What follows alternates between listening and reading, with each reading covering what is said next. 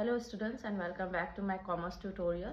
Last video में मैंने आपको टाइप्स ऑफ पार्टनर्स के बारे में बताया था। आज मैं आपको टाइप्स ऑफ पार्टनरशिप फर्म के बारे में बताऊंगी। चलिए वीडियो स्टार्ट करते हैं। Types of partnership firm. कितने टाइप्स ऑफ पार्टनरशिप फर्म होते हैं? 2 टाइप्स ऑफ पार्टनरशिप फर्म होते हैं। One is general partnership and second is limited liability partnership.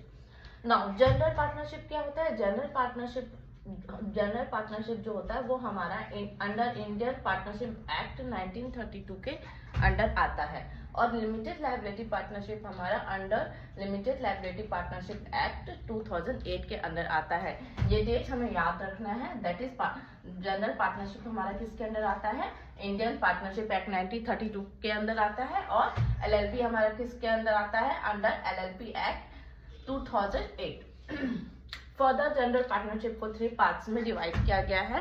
That is partnership at will, partnership for particular period and partnership for particular venture. Now what is partnership at will? Partnership at will क्या होता है?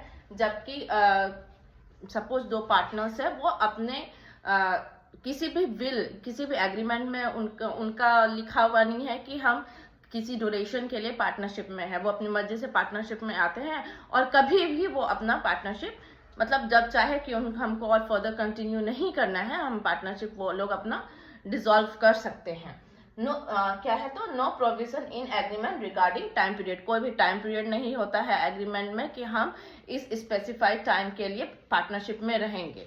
वो अपनी मर्जी से partnership में आते हैं, और अपने जब उनका मर्जी होता है वो according to their will partnership dissolve कर सकते हैं। ओके, सेकेंड है हमारा partnership at particular period. Name से ही हमें पता चलता है पर्टिकुलर पीरियड मीन्स व्हाट, कि एक स्पेसिफिक टाइम के लिए वो लोग पार्टनरशिप में रहते हैं। Suppose A B C D किसी एक पार्टनरशिप में आए, और उन्होंने अपनी एग्रीमेंट में लिखा कि फॉर पार्टनरशिप फॉर 6 मंथ्स और 1 ईयर। ओके, तो जब उनका ये टाइम ड्यूरेशन कंप्लीट हो जाएगा, सपोज कि वो 6 मंथ के लिए आए, जब वो 6 मंथ कंप्लीट हो जाता है तो पार्टनरशिप क्या होगा? ऑटोमेटिकली डिसॉल्व हो जाएगा। थर्ड है हमारा partnership for particular venture. Venture means what? Venture means for work. जब वो लोग किसी एक पर्टिकुलर वर्क के लिए पार्टनरशिप में आते हैं तो उसे बोला जाता है partnership for particular venture. For example कि एबीसीडी एक पार्टनरशिप में आते हैं for construction of some dam, okay, और construction of multi storage building you can say. जैसे ही वो काम कंप्लीट हो जाता है, उनका पार्टनरशिप क्या होगा? डिसॉल्व हो जाएगा। तो जब भी कोई भी पार्टनरशिप स्टार्ट होता है फॉर एनी वेंचर, तो उसे बोला जाता है partnership for particular venture. Now limited liability partnership. Limited liability partnership को भी 2 पार्ट्स में डिवाइड किया गया है। दैट इज डेजिग्नेटेड पार्टनर और general partner. Okay, now what is designated partner? इसमें क्या होता है कि कोई एटलीस्ट 2 पार्टनर्स होने चाहिए, डिजाइन होने चाहिए इन डेजिग्नेटेड पार्टनर, जो कि legally on behalf of other partners legally कोई भी डिसीजन ले या कोई भी लीगली काम करे। ओके, जिसमें से 2 पार्टनर में से 1 पार्टनर का रेसिडेंस क्या होना चाहिए? इंडिया होना चाहिए। वो इंडिया का ही होना चाहिए। ओके, अब जनरल पार्टनर क्या है? जनरल पार्टनर्स वो होते हैं जिनका लायबिलिटी जो होता है वो लिमिटेड होता है। मतलब सपोज एबीसीडी किसी पार्टनरशिप में है। ओके,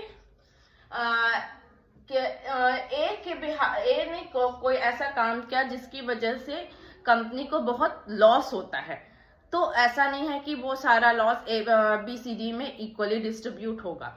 इंडिविजुअली वो लोग अपना एक लिमिट तक ही लायबिलिटी देने के लिए लायबल होते हैं। उसके बाद वो लोग का जो लायबिलिटी होता है, किसी भी रीजन से डेप्थ जो होता है वो उसको पे नहीं करेंगे। अगर एक ही कारण हुआ है तो ए ही पे करेगा, बाकी और पार्टनर्स नहीं पे करेंगे।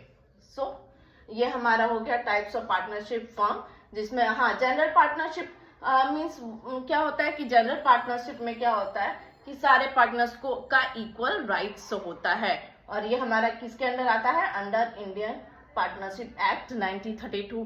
मैं बार बार आपको बोल रही हूँ कि डेट जरूर याद रखिएगा कि एलएलबी लिमिटेड लायबिलिटी पार्टनरशिप किस एक्ट के अंडर आता है और हमारा इंडियन पार्टनरशिप एक्ट के अंडर जनरल पार्टनरशिप आता है। Thank you.